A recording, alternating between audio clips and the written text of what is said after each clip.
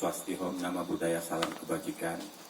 Selamat malam Bapak-Bapak Ibu, terima kasih atas sambutan dan penyajian pada malam hari ini. Dan tidak lupa kita ucapkan banyak terima kasih. Semoga Bapak semua yang ada di sini diberikan selalu kesehatan, keselamatan, kebahagiaan, dan tentunya tidak dikurangi dari segala sesuatu hal dan kemudahan dari Allah Subhanahu Wa Taala. Terima kasih Pak Ketum dan teman-teman semua dari DPP dan sahabat-sahabat saya dari DPC di Desa Labu Galun, Kecamatan Paninggaran, Kabupaten Pekalongan, Jawa Tengah. Singkat cerita, mungkin tadi Bapak Ibu sudah mengenal saya, Rudi Cahyadi. Selain saya di Asprindo, saya sebagai fasilitator di Kementerian Koperasi. Dan saya pembina UKM dan Koperasi dari 2013. Dan saat ini juga saya sebagai pendamping di Pusdiklat Koperasi UMKM di Pusdiklat Provinsi DKI. Memang saat ini yang terjadi di era pandemi, tentunya kita harus sudah keluar dari zona-zona nyaman. Karena inilah satu saat momentum kita untuk merubah proses kerja kita dan kualitas pola pikir kita. Karena sudah saatnya kita merubah dari era offline ke online. Kita udah masuk di era digitalisasi. Apalagi semua berbasis big data, ya kan? Nah, kenapa sih kita harus berubah, ya kan? Why to change? Beberapa tahun lalu kita telah menghadapi yang namanya reformasi, ya kan? Terjadinya tech money policy, ya kan, bunga bank sampai berapa persen, dolar sampai berapa, dan juga good governance, di mana semua stakeholder, semua para perangkat desa harus memberikan pelayanan dan kenyamanan kepada para warga dan masyarakatnya. Dan juga sekarang ini sudah kita masuk yang namanya masyarakat ekonomi Asia, setuju? Bahkan sekarang dari beberapa negara ini sudah masuk ke negara kita. Kalau kita tidak melakukan satu terobosan, kita akan menjadi kacung di negara sendiri. Mau nggak? Nggak mau kan? Ini yang merupakan ancaman buat kita. Ya kan? Bahkan sekarang sudah tererupsi yang namanya dari offline ke online. Sekarang sudah berbicara yang namanya big data. Ya kan? Kita kaya akan sumber daya alam. Ya, kaya akan semua yang ada di bumi cinta kita. Kita terdiri 17.000 kepulauan. Ya, salah satunya ini adalah wilayah-wilayah destinasi yang mana Pak Sandi selaku dari Kementerian Pariwisata juga menunjuk kepada Asprindo untuk mengelola, membina kampung industri. Ya, nah, apakah kita sanggup untuk berubah? Kita yakin semua orang itu pasti berubah, betul nggak? Entah itu naik, entah turun, entah ke samping, entah baik atau tidak baik, ya. Tapi yang tidak berubah itu adalah apa? Progress. Ya kan? Nah, bagaimana kita harus merubah progres itu? Ya tentunya kita harus men-set up. Ya kan? Kalau orang Jawa bilang tuh istilahnya tuh ngulik. Nah, ya, ngulik. Jadi agility kita, kemampuan kita tuh harus kita gali. Gitu loh. Jadi kalau orang Jawa bilang tuh resourcefulness. Nah, di mana sih kelemahan kita? Di mana sih kekuatan kita? Di mana sih peluang-peluang kita? Bahkan ancaman. Nah, kita harus menggali itu semua. Ya, jadi Bapak Kepala Desa ya harus merubah pola pikirnya. Karena terkait masalah pola pikir, itu terkait masalah apa? Yaitu masalah FOSTA. Apa itu FOSTA? Kita harus memiliki yang namanya visi, objektif, strategi, taktik, dan action. Jadi visi ini desa ini 5 tahun ini mau ngapain? Mau kemana? Kita harus punya blueprint yang konkret dari hulu sampai hilirnya. Ya. Terkait apa? Ya, kembali kepada SDM-nya. Seperti itu. O-nya apa? Objektif. Ya, sesuai dengan agility kita, kemampuan kita. Kita harus punya passion, punya on the track. Oh, saya mau ke sana. Saya pengen membangun nanti ada spot-spot yang bagus lagi. Ya, itu objektif. Strateginya apa? Ya, kita harus memiliki strategi. Sekarang pendekatannya udah nggak bisa lagi dengan, tadi Bu Ana bilang, dengan flyer, disebar. Nggak. Itu hanya cuman skala kecil itu, tapi kalau kita berbasis online, yang melihat itu dunia sudah seperti itu. Taktiknya apa? Ya bergaul dengan orang-orang Asprindo, ya berhubungan, menyatu, one vision, one mission, one heart, one team. Itu. Jadi apa itu taktiknya? Bahwa kita memiliki jaringan yang kuat. Dulu orang berbisnis itu mengatakan Kamu kantornya di mana? Oh, saya kantornya di gedung BNI lantai 49 yang paling atas. Wah, hebat kamu. Tapi sekarang orang mengatakan, kamu punya jaringan sebanyak apa? Di mana-mana temen. Benar nggak? Bisnis itu adalah network, jaringan, selesai sudah. Sekarang udah saatnya kita berkolaborasi. Ya, dan yang terakhirnya apa? Action. Do it right for the first time. Jadi lakukan yang pertama dengan baik. Harus berprinsip zero defect, nol kesalahan. Kalau salah, ya salah semua. Ya, di desa ini bukan satu orang kepala desa yang bertanggung jawab, tapi semua komponen yang ada di dalam masyarakat. Setuju? Setuju. Kalau warga salah, ya kita semua salah. Kita harus mengevaluasi ada apa nih, kenapa ini, ya, dan bagaimana kita harus menanganinya. Ini yang paling penting, ya. Jadi kita harus fokus dulu ke dalam, kita mundur 2 langkah, tapi kita maju untuk 100 langkah. Ini yang paling terpenting, ya. Terus yang selanjutnya apa? Kita harus mengacu kepada PDCA. Kalau orang Minang bilangnya tuh plan, do, check, action. Jadi rencanakan, ya, lakukan, evaluasi, eksekusi. Udah itu aja kuncinya. Plan, do, check, action. Lakukan, rencanakan, lakukan, evaluasi, eksekusi. Begitu. Rencanakan, bikin platformnya yang konkret. Apa nih? Skala prioritas. Seperti itu. Ya, selanjutnya apa? Kita mengacu harus kepada yang namanya zero defect, nol kesalahan. Itu proses dari kualitas pola pikir. Kualitas proses kerja. Bicara kualitas proses kerja, itu harus mengacu kepada quality, cost, delivery, safety, dan moral. Apa kualitasnya? Oh, infrastrukturnya udah bagus. Manusia-manusianya sudah, cara berpikirnya sudah, educated. Ya. Terus juga sistem yang dibuat sudah bagus. Sudah terintegrated. Ya. Orang sudah bisa melihat apa sih portofolio di desa ini, seperti itu, ya.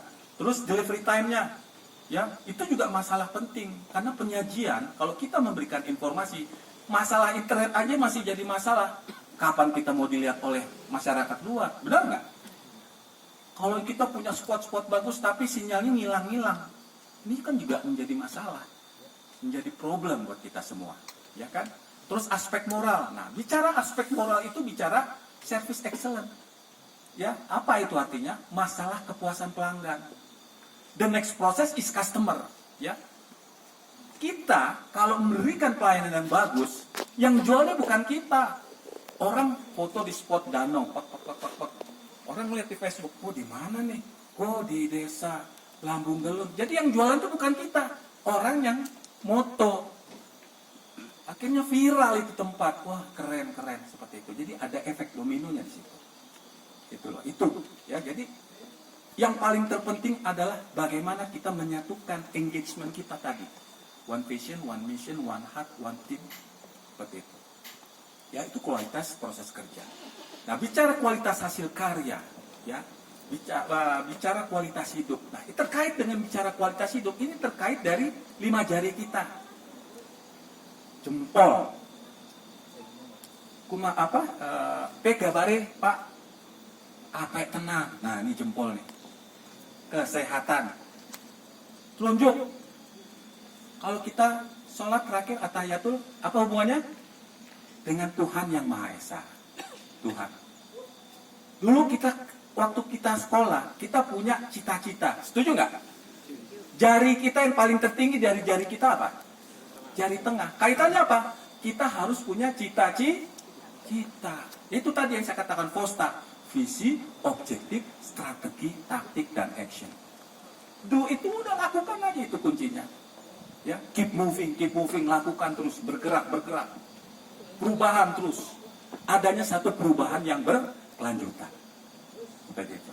Ya. Kita kalau dulu merit, cincin ditaruh di mana? Jari manis kan? Kaitannya apa?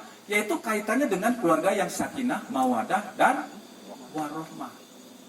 Jari manis kita. Kelingking. Kita waktu kecil berantem, inget gak? Di mana? Pak Luazi, maafin ya, kita bercanda loh dari tadi. Oh, iya. Bercanda loh Pak. Curcol, Pak. Curcol. Nah, ingat nggak? Ini artinya apa? Hubungan kita dengan sahabat kita, dengan keluarga, dengan masyarakat. Jadi adalah kebersamaan di sini, menyatukan chemistry, ya.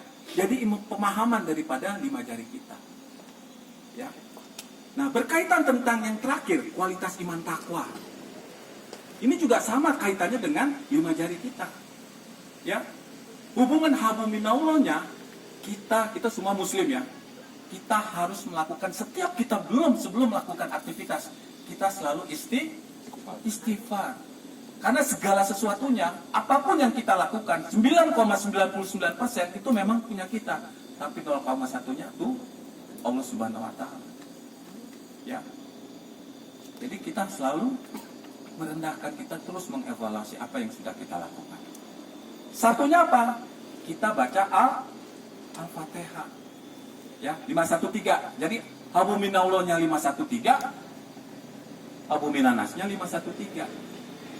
Istighfar 5 kali, Al-Fatihah 1 kali, Al-Ikhlas 3 kali. Al-Fatihah itu sama aja kita membaca isi Al-Quran. Dalam Al-Fatihah ada isi berapa ayat? Berapa ayat? 7 ayat. 7 ini angka keramat. 7 lapisan bumi, 7 warna, 7 lapisan langit, ya kan? 7 bidadari, ya kan? 7 ayat. Terus apa lagi? 7 selama seminggu, 7 hari, ya kan? Kalau kita kaya 7 turunan. Tapi kalau diuber-uber KPK, pusingnya 7 keliling. Jangan sampai ya. Jadi itu kaitannya kita hubungan dengan Allah. 3-nya apa? Al-Ikhlas. Al-Ikhlas. Jadi segala sesuatunya kita harus berpasrah kepada Allah Subhanahu wa Ta'ala. Apapun yang kita lakukan, kita hanya cuma berpasrah aja kok. Kesempurnaan hanya milik Allah. Kita hanya cuma perantara aja. Kita sebentar kok hidup ini sekarang. Apalagi dengan pandemi. Nggak tahu siapa yang akan terjadi ini, kita nggak tahu. Hanya Tuhan yang tahu. Pandemi ini cuma waktu aja gantian. Siapa yang akan kena? Itu begitu. Nah, habu minanasnya apa? Itu tadi. Kualitas pola pikir, kualitas proses kerja, kualitas hasil karya, kualitas iman takwa, dan kualitas hidup. Satunya apa? Tentunya kita menjadi orang yang bahagia dan sukses. Orang sukses dulu apa bahagia dulu? Bahagia. Hah? Bahagia dulu. Yes, exactly. Ya, jadi orang tuh bahagia dulu, baru sukses. Jadi kalau orang sukses, belum tentu dia bahagia. Banyak orang duitnya miliaran tapi nggak happy. Banyak, benar nggak? Jadi orang happy dulu. Apapun kita, ya. Ketika dihadapi masalah kesulitan apapun, ya kita terima. Karena itulah batu loncatan kita, batu milestone kita, jarak kita. Kita hidup tuh harus berprogres. Anak tangga 1, tangga 2, tangga 3, dan selanjutnya. Nggak ada orang tuh langsung tangga ke-5. Betul Pak Las? Pak Las ini terakhir kanwil loh. Hebat prosesnya. Luar biasa nih plus nih buat bos kita ini. Ya, prosesnya untuk menjadi kanwil tuh prosesnya luar biasa. Semakin dia tinggi di atas pucuk pimpinan, hambatannya tuh goncangannya semakin kuat. Seperti itu. Ya. Nah, terus yang ketiganya apa? Yaitu tadi kita harus meningkatkan skill, knowledge, dan attitude. Bicara aspek keterampilan, bicara aspek pengetahuan, dan bicara masalah sikap mental. Keberhasilan seseorang, atau suatu wilayah, atau suatu desa, atau satu negara, keberhasilannya itu dari masalah sikap mental. 80% keberhasilan seseorang. Ya, kalau dia melakukan satu usaha, ya kan, dia punya dagangan, tapi ketemu orang, gimana tuh usahanya? Kenapa emang nanya-nanya? Kabur nggak customer kayak begitu? Jadi setiap kita ada masalah, kita harus selalu nyaman. Apa kabar Pak Las? Gimana? Walaupun di masalah utang mau pada nguber nih, numpuk. Tapi kita harus selalu tegur sapa, ya, nyaman, selalu nyaman seperti itu. Orang akhirnya apa? Berbalik ke kita. Hidup itu berprinsip seperti cermin, betul nggak? Kita ketawa, orang kaca itu memantulkan ketawa. Marah juga sama, memantulkan kemarahan. sedih, sama seperti itu. Jadi apa yang kita lakukan itu akan berbalik pada diri kita. Ada terjadi law of attraction, tarik menarik. Kita berbuat baik sama orang, orang akan pasti baik berbuat kita. Ya, orang Bali itu ada ilmu apa katanya Pak tadi Pak? Karma apa? Percaya dengan masalah seperti itu. Jadi kalau kita berbuat baik sama orang, itu pasti akan berbalik baik terhadap kita. Seperti itu. Mungkin itu aja kultum saya selama sebenarnya masih banyak nih, masih ada 34 slide lagi nih. Tapi karena waktunya udah iya masih ada. Hah? Jadi itu sebagai masukan aja untuk kita bagaimana. Serah Pak Las kali. Menangis nih. Panas serahkan. Kalau panas nanti bicara polis Pak. Tidak. Dia menangiskan. Ya, jadi itu yang sedikit saya berikan semacam satu basic ya untuk kita memberikan pelayanan, memberikan kenyamanan karena di dalam satu engagement, kebersamaan itu ada yang namanya trust, kepercayaan. Ya, ada kekuatan, ada kebersamaan, ada honesty, kedamaian, ada kekuatan, ya. Jadi kita harus menyatukan satu visi misi dulu. Apapun yang kita kerjakan, kalau antar lintas sektoral, antar lintas SKPD, tidak ada kepercayaan, selesai. Ya? Tadi 34, sekarang 32. Saya hafal dari otak. Serahkan Pak Las sekalian doa. Ya, jadi itu aja yang bisa saya sampaikan. Jadi apabila memang kita harus menjadi satu kesatuan di dalam dinamika kerja kita di Asperindo, karena Asperindo ini luar biasa. Pak Ketua ini dipercaya sama Dewan Penasehat, Dewan Pelindung, ini orang-orang yang luar biasa. Kalau nggak kita manfaatkan peluang itu, aduh, kita akan menjadi situs purbakala, jadi dinosaurus kita, jadi penonton aja. Orang udah ganti mobil bolak-balik, kita masih nonton aja. Nah ini, jadi saatnya lah kita merubah. Why to change? Ya, kita harus merubah saat ini untuk merubah pola pikir kita, meningkatkan sisi kualitas hidup kita. Mungkin itu aja. Sekali lagi saya ucapkan terima kasih Bapak Ibu yang memberikan keramat-tamahan pada kami semua dari DPP Asperindo. Semoga keramat-tamahan dan kebaikan Bapak Ibu semua diberikan kemudahan, kelancaran, nyamanan, kesuksesan, dan tentunya kebahagiaan dan menjadi keluarga yang sakinah, mawadah, dan warahmah. Ya, itu aja. Terima kasih. Mungkin itu bisa saya sampaikan. Ada pepatah mengatakan, ada pantun sedikit. Kupas-kupas buang manggis, puas nggak puas, waktunya habis. Assalamualaikum warahmatullahi wabarakatuh.